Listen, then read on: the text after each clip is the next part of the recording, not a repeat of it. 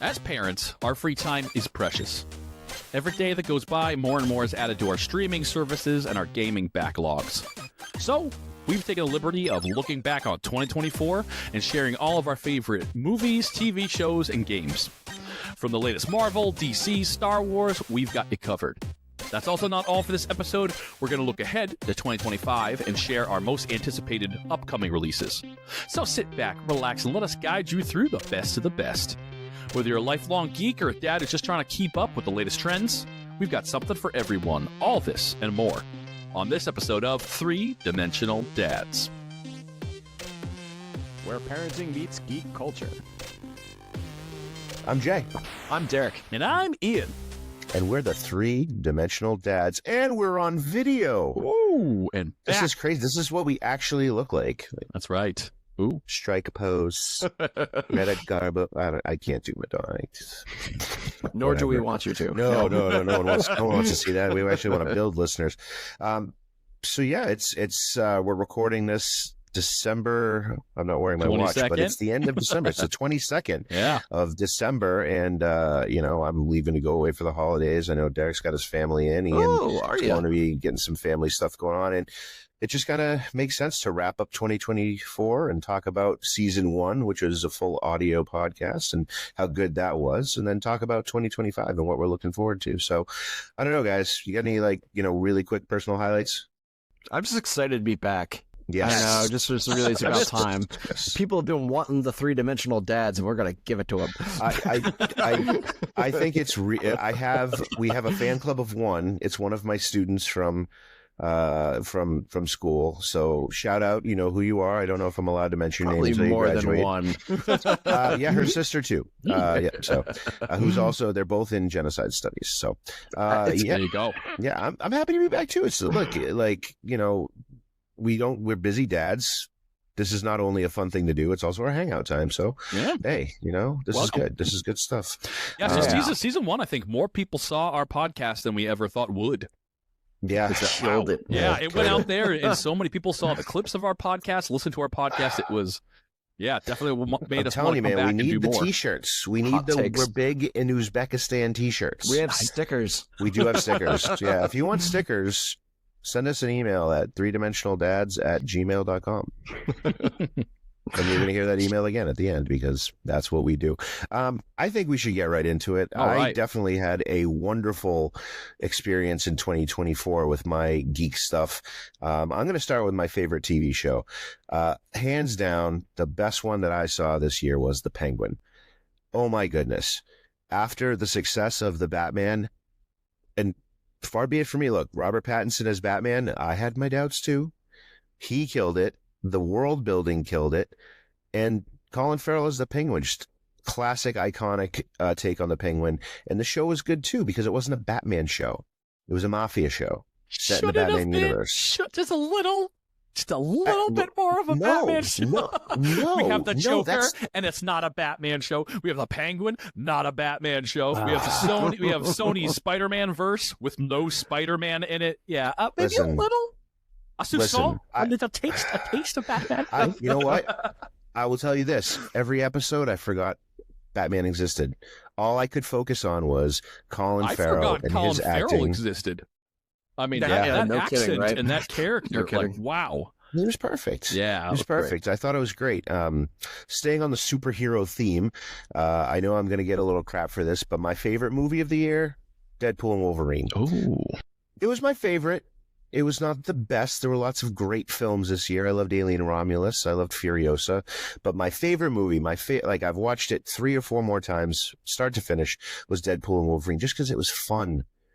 It was just fun. Right. Ryan Reynolds is fun. And Hugh Jackman as the straight man in the comedy duo was perfect. I thought it was great. Now, we argued about this in season 1. Did it add to the Marvel Universe? Maybe a little bit, maybe a smidge-a-rooney, but it didn't need to. It was fun. And I sat down, I forgot about everything that was going, left turns in my life, and you just eat some popcorn and giggle for a couple hours. It was perfect. And I love the cameos. I think by this time we're not spoiling anything. Blade, if they don't make a Gambit movie, that is a crime far beyond any other crime and superherodom, but definitely. And then Elektra too, right? I mean, there's some Elektra was really good. Yeah. X-19. Mm-hmm. X-19 was great. I think we're looking forward to good Marvel things, and we'll get to that sometime later in the season. But definitely Marvel is making a good run. I don't think you're wrong with that pick too, because there's a lot of people that agreed with you. It's probably one of the more successful Marvel entries than in a long time, Absolutely. right? I mean, despite what we thought about it, I think the majority of people would agree with you, Jay. Marvel had a lot of swings and misses. Well, yeah, we'll see about Captain America. I mean, I've heard that's supposed to be like a real MCU movie. But I've heard re-edits and edits and bad screenings, and who knows. But that's going to deal with at least a giant celestial in the ocean, so we'll see. Yeah, and adamantium. Finally, my favorite game. I've been playing it. In fact, I was playing it a little bit before I got on with you guys. Starfield, Bethesda. Yes, Skyrim in space, but it's good. I mean, they got rid of a lot of the bugs. They have these creation mods things. I like it. Whether you're doing all the narrative quests or you're just kind of like flying around to planets, setting up bases and stuff like that, it's just fun to play around. It's like grown-up Minecraft, even though grown-ups do play Minecraft. Yeah, they do, Jay. Grown-ups can play Minecraft is grown-up Minecraft, Jay. I love Bethesda. They did Fallout. Yeah. They've done Skyrim. They've done some of the best games. Yeah, I loved it. Thought it was great. Hopefully, they make a few more changes. I would love to be able to play with people in, a kind of a community, because it's a single player game, but we shall see. Derrick, I know you have a lot of cool stuff on your list. Let's hit it. All right. So I guess I'll start on the weakest leg of my stool, and that'll be with gaming, because I'm not a huge gamer. However, I feel that what I looked forward to, or what I played in 2024, really will translate into kind of what I'm looking forward to in 2025. And so my son was big into Splatoon 3, and therefore I got hooked on Splatoon 3. I just really like this game. It's kind of more of a first-person shooter for kids. The co-op is amazing. The game mechanics are super fun. The story mode is really great too, but you can play with people all over the world in these tournaments, and you make up teams, and you go to these squid fests and things. It's a really, really fun game. I really enjoyed it. I really got my feet wet in it. And something that's really awesome about it too is that it's a new generation of Nintendo, apparently, developers really shepherd along this game. And I've heard that's going to be translating into the new Switch console. That's a lot of what I've heard, that there's this new generation that Nintendo is bringing in, and hopefully their software is going to translate into their hardware, which is something I'm looking forward to in 2025, is the rumors of the new Switch coming out. I do love the fact that you said a first-person shooter for kids. Yeah, it is. It totally is. It's basically it definitely is like a first person kind of shooter for kids. Is it only on Switch? It's only on Switch. It is only on Switch. Okay. It's only on the Nintendo platform. Yeah. Okay. Cool. For TV shows, there was a ton on TV. There's a ton on streaming. There was so much good television. Like The Penguin is just something I just haven't been able to keep up with, because there's so much good stuff. There's Silo that's out. There's Shogun was out this year. That was amazing. Mm-hmm. But I still think, and this is a show that's already been on Amazon Prime that I love, is The Legend of Vox Machina. And they had their third season this past year. It is by this group called Critical Role. They all used to play like D&D together, and they developed this cartoon. And this past season was really awesome. It was really, they were fighting this trio of dragons that was this kind of like this empire that they had to like take down in order for to make the world free. But it's got everything. It's so humorous. It's only a half hour long. It lives in a fantasy world, and it's got that kind of violence and dirty humor. I just love it. The characters are epic, and it's kind of one of those sort of those quest type of shows that I really, really enjoy. Nice. And by far, my number one pick for movies, hands down, was Dune Part 2. It was the first thing that came out basically that was on my radar for 2024, and it remained top and number one. It's probably, in terms of cinematography and just in terms of scope of story, the closest thing that I've seen that comes to Star Wars in a long time.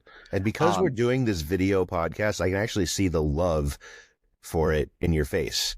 You're like people are going to be seeing the joy that this is bringing to you. I find it amazing. I think I told Ian this. Like, I thought that the part 1 was just like an abuse-moosh, kind of like, this is what we want to do in part 2, like to like tease people to actually fund the second part.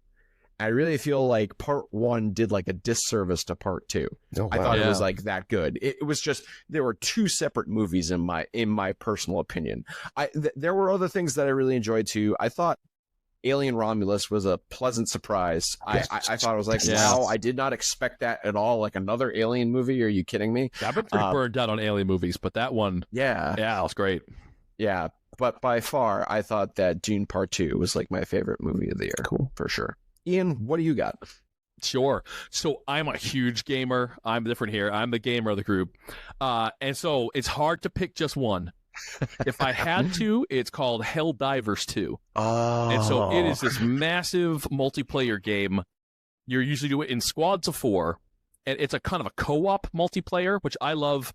I'm not that great at video games, especially like PvP, when like people are so good at PvP. Like I die instantly, and I feel so old when I play those. But like these co-op games, I love that you're trying to do stuff with people. You're playing against a computer. Now, if people want to play that, what system is it on? So it's on PC, and it has crossplay. So we have PC people playing. We have people on PlayStation playing. Yeah. Okay. Any Xbox? I don't think so yet. I think it's PC and Steam. I think too, right? Right. Yeah. So I play with people that are playing on PC all the time. Yeah. And it's just awesome. I mean, it's not since Destiny 2 if I played a game that like is a lot of fun to do with others that you don't know at all. I think that's great. And I love Starship Troopers. And so for me, this is Starship Troopers, the game, is that you're shooting bugs. Yes. There are giant bugs on like Clendathu. They're coming at you. And like that feeling of like standing on a rock and being like, like shooting down. Like, it just reminds me so much of Starship Troopers that I thought it's like, it just captured that perfectly. And I spent way too many hours playing that. I'm still playing it. So awesome game. There are people on our Nerf group that would like cosplay it. And play. I had no idea what it was. It was just like, wow, this is really cool. Check it out. It's got some good humor too about like freedom and democracy. It's pretty funny. Yeah. So sticking with the gaming stuff, my TV show this year is Fallout on Amazon Prime. Good. It was really good. I am like the biggest Fallout fan. I have a Pit Boy behind me somewhere. I have, I have the bobbleheads. I am a huge Fallout fan, and I have played it since Fallout 1 and 2. And this show was better than it should have been. It's one where it's just like, wow, I would have loved it if it was way worse. And I feel like this was a 10 out of 10. And game adaptations, they're always, who knows? They haven't been great, but we got treated to Last of Us and Fallout. Mm-hmm. I think Last of Us, I don't know if it was this year, if Last of Us was last year, but those two to me, Last of Us and Fallout, are just wow. What great adaptations. And if you haven't played the games, you watch that show, you know why I love it. They captured what the fans love so much. And they gave us like Fallout 5 that even progressed the story forward. Awesome. I thought that show was just so masterfully made. Wonderful. I love the music. I loved everything. Very faithful to the original. This is how you adapt something. And speaking of, and in the same vein of that, my favorite movie was Wicked, which it's the only movie this year that I saw twice. And I saw with my daughters. And they absolutely loved it. They were singing all the time, and I just thought, adapting musicals is hard too. It's like when you don't have the original cast, and the original cast defined those roles. With Kristen Chenoweth and Idina Menzel, they're known for that. This was written for them. Like this show was amazing, and I'm so burned out on Wicked. Like it's like a movie, it's like a musical theater guy. Yes, everyone sings Defying Gravity, just way too much, and so but it blew me away. I thought the performances in this were just so good, and the actors. My daughter's been listening to the soundtrack a lot, ruining my Spotify algorithm. I mean, I got to tell you, I haven't seen it yet. I'll go a third time. I don't know if I want to because, like, I haven't even seen the show yet. Like, I want to see the show. So if they made Hamilton into a movie, like, I'd want to see the show first before I'd see the. Maybe see the movie for. I mean, I saw the show, so I saw it when it came to Boston. Yeah. And I think this does such justice to it that it is totally worth it. I will, when it comes on streaming, I will watch it. Yes. I usually am kicking and screaming about like, oh my God, these things musicals and they're so popular, but then I give in finally. I'm like, oh, that was amazing. I am the opposite. I'm a singer. I love musicals. And like I'm a pretty harsh critic, and I just was over the moon. That's awesome. I thought it was Don't get me wrong. I love musicals too. I love Les Miserables. I love the movie with Hugh Jackman. I thought they did a wonderful job with it.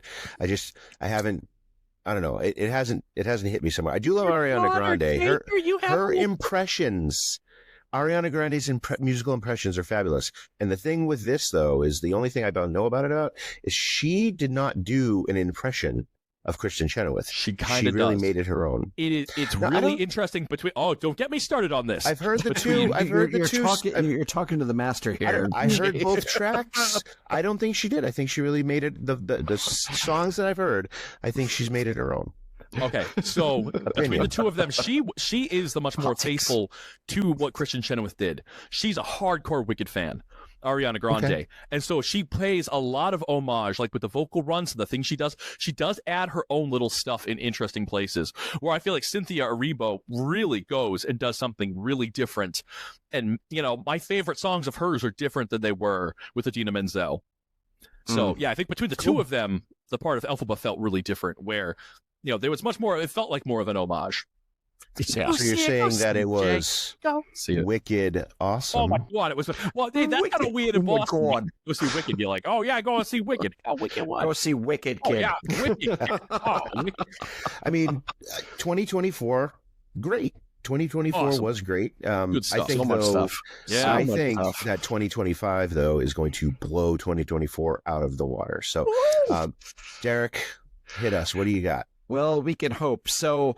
Now, I've been the guy that's been pretty disappointed with Marvel. This is true. However, I will say I am really looking forward to Captain America Brave New World. Yep. Yeah. I really love Falcon, and I think he's been doing such a great job. Like, that series Falcon Winter Soldier was so good that I am really looking forward to him embracing that he's Captain America, and I just want to see the drama unfold, right? Yeah. You have Harrison Ford in this. You have Red Hulk in this. There are so many good things in this. It's just like, it looks unbelievable. It's the first time I've been really excited for another Marvel movie, and I'm hoping that we're going to be getting that what is the next phase in Marvel kind of thing. There's this deception, there is this undercovering of like what's happening in the world around us. So I'm really looking forward to that. It's got Winter Soldier vibes. Yes, definitely. It totally has that conspiracy realism type of thing that I really liked about, like the Winter Soldier. I really love that. In terms of gaming, and I think I touched upon this before, I know a lot of people are looking forward to the new Grand Theft Auto. I am looking forward to seeing what the new Switch looks like. Me too. Yeah. I think that, Nintendo made a huge risk, taking their portable console and making it their primary console, right? So it's primary and it's also portable. So that, they're kind of betting the farm on this kind of thing. And they're just starting to really sow their oats, if you will, in get really their feet on the ground about like having an online platform. Nintendo is finally, really kind of like shoring up their software. They're offering, their past titles now, like they have a library of them with Nintendo Direct Online. So I've heard that everything that you've bought for Switch is going to transfer over to the new console. Oh, that's cool. Which I'm really looking forward to. So they might actually be doing like digital purchases, right? So looking forward to that, seeing if that's actually going to come. So knocking on wood, that's actually going to fall. Because I have rebought Ocarina of Time. I think I'm on my fourth time now. Yeah, there's a lot of people that complain about that. I know. Yep, there's definitely. In terms of TV shows, the final and the next season of Andor is coming out. Yes. Yeah. Yes. I just heard that. I also too am looking forward to Fallout season 2, but I'm looking forward to Andor. Yeah, that was what a surprise hit. Andor was so good. I know. I think with Skeleton Crew, that's going to be a good 1-2. Yes. left turn with Andor. I mean, like, he kills 2 guys in the first episode. Oh, yep. We don't see that in Star Wars. Yep. You know, we don't see the dirty grittiness, which we saw in Andor. I thought that was fabulous. But, you know, from going from dirty and grittiness, Ian, I know that you're looking forward to a movie that is the complete opposite of dirty and gritty. Yes. It's beautiful and colorful. Right? We just got a trailer. You know, I have kind of my 2 that I'm looking forward to. Superman. I mean, here we go. We're getting a brand new DC universe. It's launching cinematic stuff. I watched Creature Commandos on HBO Max. The Superman trailer. Oh my gosh. Go watch it right now if you haven't seen it. But Krypto the Super Dog. Oh, come on. I mean, I feel like they just nailed so many great things in that trailer that I am so pumped for it. I want new Superman stories and Batman stories. I'm tired of the Penguin and these things that they don't put Batman in, they don't put things in. These characters are made to be like weekly comic books drama. The amount of story we should be getting from Spider-Man and Superman and Batman. And they go, no, you get one every 5 years. You get an hour and a half of Batman every 5 years. That's not enough Batman. It's $250 million to make one of these movies. I think they could make it way cheap. Batman's in the shadows. How does it cost that much? It's a guy in a cape, and you can barely see him, and it's mostly just sound effects. All right. I understand. So Superman, I'm hoping, I'm pumped, although I'm sure they spent a lot of money. Go watch the trailer after this episode. It's very good. Yeah. And Fantastic Four. I mean, when we're talking about Marvel, when I'm looking to the next year, I'm kind of worried that Captain America is going to be hit or miss.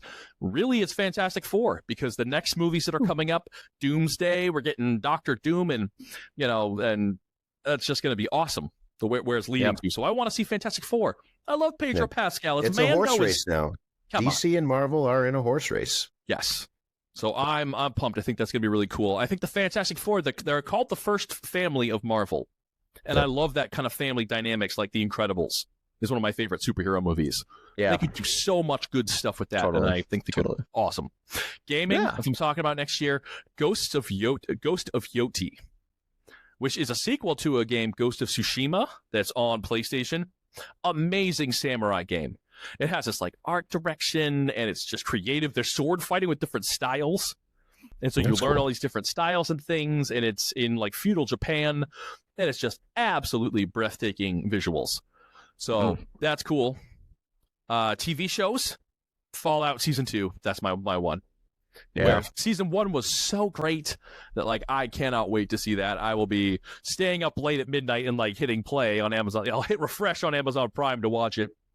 Maybe they might go to New Vegas is what they teased at the end of Season 1. Ooh. Yeah. And so that's something that was a really awesome Fallout game where it's like Las Vegas, but in Fallout, and like some things survived. It has such personality. It's such a cool, right? I would like to see Boston. Didn't they do a Fallout game for Boston, Fallout 4? Fallout 4, yeah. Boston, East Coast, like DC and stuff like that. The TV show is kind of Fallout 5. It was still set after that. Okay. All right. So in the Commonwealth, we call it the Commonwealth. Like I went. Well, Commonwealth was also in Walking Dead, right? So Jay, what is Walking Dead one of your favorite upcoming movies? Not really, because I haven't been not disappointed. It's just been kind of like, okay, we had new character. We didn't really have a lot of new characters. Like we had Negan, we've had in Dead City with Maggie, we've had Daryl Dixon, 2 seasons of that. We had the Rick Grimes show. Is that worth checking out? I haven't watched the Daryl show. I love yet. the Rick Grimes show. That's my favorite one. I thought it was good. I thought it had the most heart because it had the most kind of story. I know that like Maggie and her son and stuff like that, and then Daryl and Carol's relationship, but I do love the kind of the way they brought in the love story of Rick and Michonne and how they find each other again. You saw it in the trailer. They find each other again. Awesome. But no, TV show, there's too many TV shows for me. I love streaming TV shows. I love watching them in pockets and stuff like that. I just finished Fear the Walking Dead again. There's way too many to count. There's reboots, finales. One that's a curveball to me, and it's kind of, maybe it's another ER. I don't know. It's called The Pit. It's Noah Wyle as a doctor, not Dr. Carter though. He's kind of more of a hard edge kind of guy. And in the hospital in Pittsburgh, that's like really, it sounds like there's gang violence and there's all these medical side, because I loved ER. ER was a great show. We have the end of Stranger Things coming. We have the end of The Boys, which is one of my favorite adaptations. The Last of Us. I think that next season's going to be amazing. So there's a lot of TVs. Daredevil Born Again. Yeah, I know. The best casting. I love the cast. Can't wait. Having John Bernthal back as the Punisher, he is the Punisher. And speaking of Marvel, my favorite movie soon, obviously Fantastic Four. I love that. I also am really looking forward to Thunderbolts. I know a lot of people are like, Suicide Squad, but Marvel. Yeah, but I think the characters are better. Yeah. I love because it's, those characters have more character to them. They have more story, right? It's not just like, the Weasel and TDK and Boomerang Man, like Captain Boomerang. Like, no. These characters all have this backstory that Marvel's been building. And that's why I say DC and Marvel in a horse race now. It seems like the Superman story is really going to be that beginning of like really that emotional story that we were really lacking with the Snyderverse. It was kind of just dark and kind of like you leave the theater depressed. It's like, nostalgia movie coming out that I didn't really know about until I just saw a trailer like a couple weeks before we recorded this. Return of the Living Dead. The kind of campy version of George Romero's universe with like Tarman and the zombies talk and they eat brains.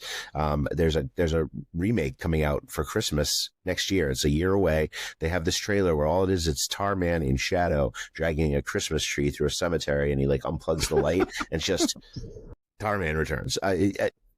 I love those campy horror movies. I'm looking forward to that. And finally, we mentioned it already. I think it's a great thing to end on because it has everything. It has story. It has bright colors. It has gameplay. GTA 6. I say bring it on. I know that this game gets a lot of crap for being, it's hyper violent and it's all this. I understand that. The story that they tell, though, the story is just something you get wrapped up in it. There's no, I know it's amazingly far-fetched and it's campy, but I love the story. I think it's great. And I get this, they're really focusing on having like a female protagonist too, which is great. I just think it's going to be amazing. It's got that Miami Vice feel. It's Florida, and we all know how Florida is full of story. So I'm looking forward to that. That's the people of Florida. It's been a long time coming. GTA 6. I don't want to diss we've been waiting our for a fans long in Florida. I don't want. Well, they were doing Red Dead Redemption 2, which I think changed.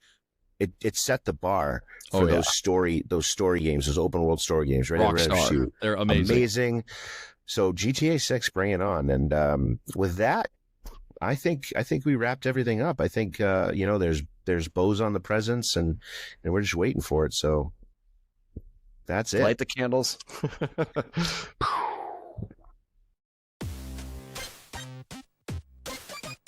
Thanks for hanging out with us and listening to us gush over all the amazing stuff that 2024 had and that's coming in 2025. We hope that you have one or two things that you learned about that you want to see coming in 2025.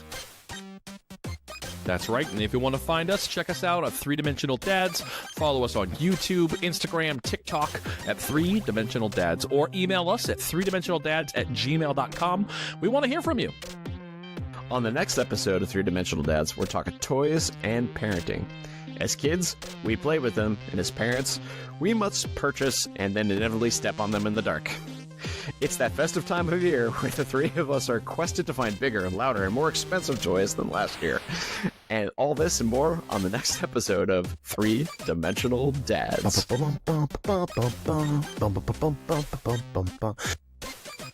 Three friends, all geeks, exploring every dimension of being a dad.